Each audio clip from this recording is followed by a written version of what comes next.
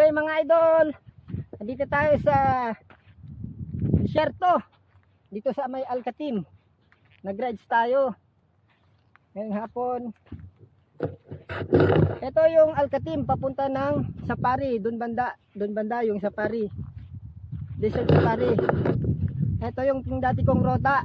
Papunta ako ng Alin Truck Road. Tapos ikot ako ng Alwatba papunta ng Abu Dhabi City. Ganito po yung disyerto. Lambot na buhangin, bundok ng buhangin. Dito sa may Alcatim.